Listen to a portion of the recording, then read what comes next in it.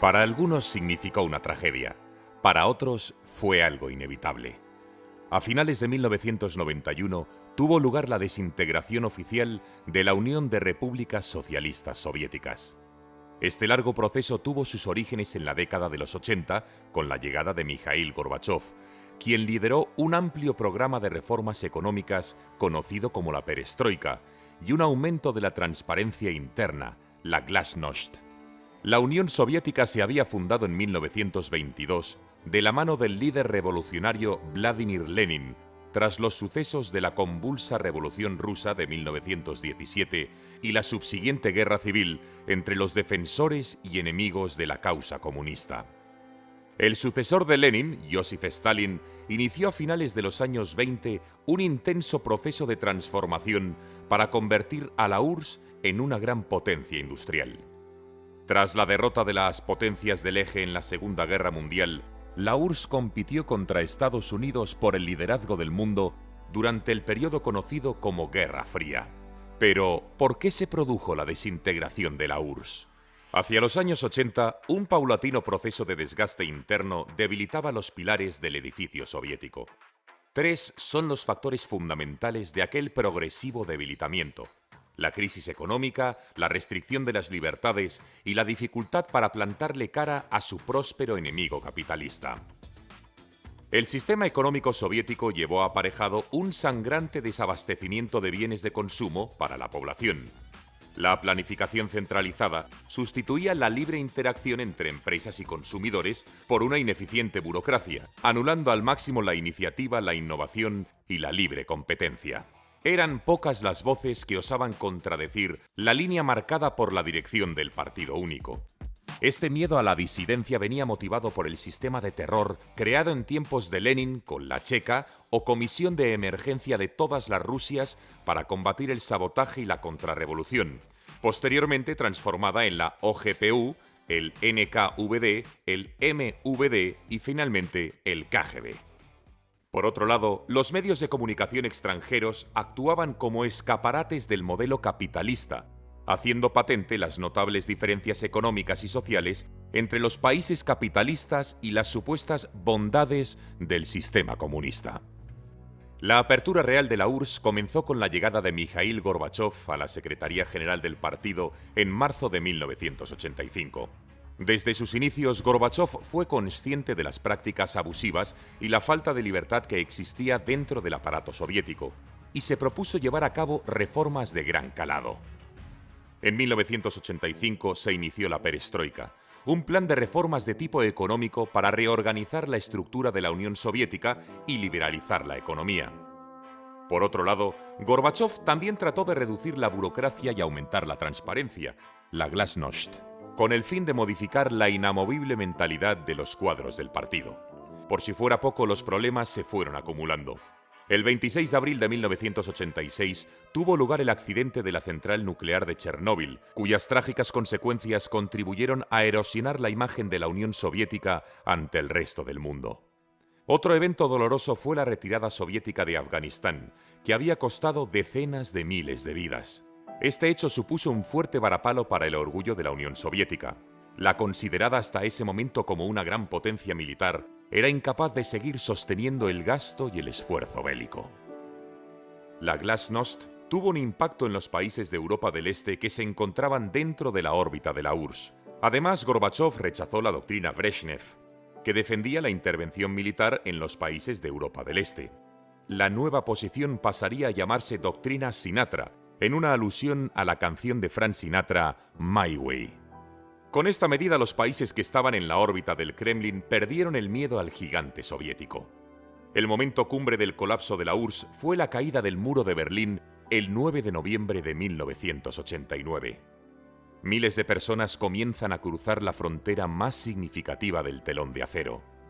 Antes de este acontecimiento, ya se habían iniciado procesos democráticos en Polonia en junio de 1989 y en Hungría en octubre de 1989. Tras la caída del muro de Berlín, otros países abandonaron el comunismo. Checoslovaquia y Bulgaria lo harían en noviembre de 1989 y Rumanía en diciembre de 1989. A pesar de todos los esfuerzos realizados por Gorbachov, la economía no conseguía despegar. Pero los aires de cambio ya se empezaban a notar en la población. La apertura de un gran símbolo del capitalismo, nada más y nada menos que el primer McDonald's en Moscú a principios de 1990, causó tanta expectación que formó colas de hasta medio kilómetro de distancia. Pese a estas esperanzas, el primer ministro Nikolai Ryzhkov presentó un plan que frenaba la liberalización de la economía en la primavera de 1990. Pero en verano algunos aperturistas, como Stanislav Shatalin, miembro del Consejo Presidencial de Gorbachov, y Grigory Yavlinsky, hombre de confianza del político de moda Boris Yeltsin, elaboraron un plan que contemplaba la privatización de empresas, la liberalización de los precios y una reforma del sistema bancario en un periodo de 500 días, el fallido Plan de los 500 días. Gorbachov trató de mediar entre las dos posturas. Finalmente dejó de lado el plan de los 500 días e intentó fundirlo todo en un informe indeterminado que no contentaba a nadie. En el plano político, Gorbachov se encontraba en una posición muy delicada a finales de 1990. Para los aperturistas, el plan de los 500 días había quedado en papel mojado mientras el desabastecimiento de productos seguía haciendo estragos en la sociedad. A su vez, los nostálgicos de la era Brezhnev le echaban en cara a Gorbachov la pérdida de hegemonía de la URSS. El candidato independiente Boris Yeltsin, del agrado del presidente de Estados Unidos, George Bush padre, se presentó a las primeras elecciones presidenciales de Rusia celebradas en junio de 1991, ganando al candidato comunista Ryzhkov. Esta deriva liberal y democratizadora hizo que los acontecimientos se precipitaran poco después, concretamente el 18 de agosto de 1991. En esta fecha tuvo lugar un golpe de Estado, promovido por el núcleo duro de la cúpula comunista, aprovechando que Gorbachov se encontraba de vacaciones en Crimea. Gorbachov fue recibido por una comitiva que lo emplazó a declarar el estado de emergencia o a renunciar. Ante la negativa de Gorbachov a dejar el poder, decidieron cortar sus comunicaciones. Al día siguiente anunciaron que el líder soviético se encontraba enfermo y que el vicepresidente Gennady Yanayev asumía el puesto de presidente provisional. Boris Yeltsin, que no había sido detenido, se desplazó hasta la sede del Parlamento ruso para hacer una declaración en contra del golpe de Estado y pidiendo el restablecimiento de las comunicaciones con Gorbachov. En una imagen que dio la vuelta al mundo, Yeltsin se subió sin titubear a un tanque, manteniendo su firmeza ante una gran multitud. Para el 21 de agosto, el golpe había fracasado y Gorbachov ordenó el arresto de los golpistas y la reanudación de las comunicaciones. Gorbachov llegó a Moscú para atender a los medios de comunicación y dar por zanjada la crisis. El fracaso del golpe de Estado ayudó a profundizar el proceso democratizador de la URSS. Dicho proceso condujo a la posterior declaración de independencia de las antiguas repúblicas soviéticas.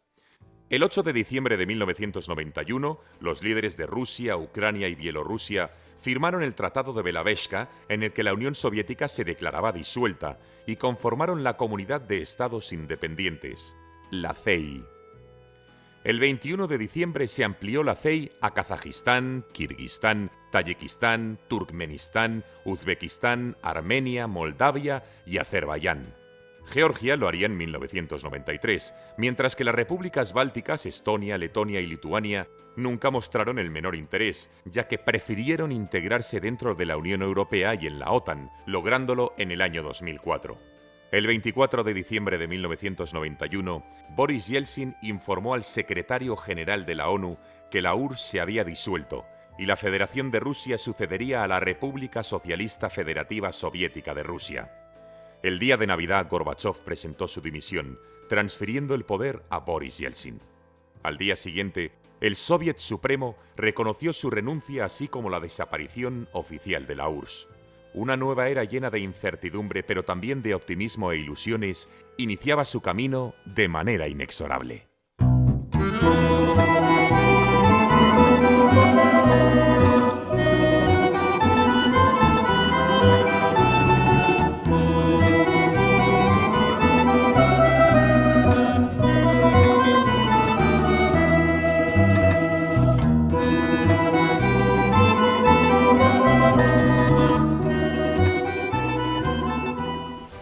Academia Play lanza su tercer libro. En una obra bellamente ilustrada, nos traen un apasionante recorrido por 25 de las más famosas batallas de la historia de la humanidad.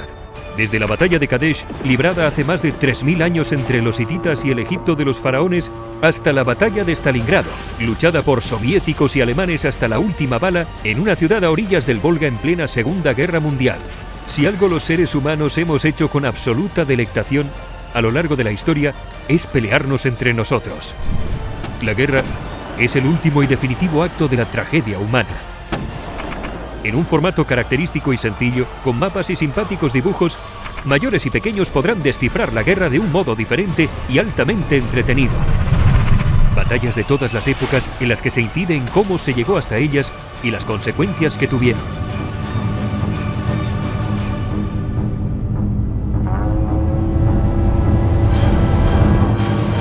Academia Play es uno de los canales didácticos de YouTube más exitosos y con más seguidores.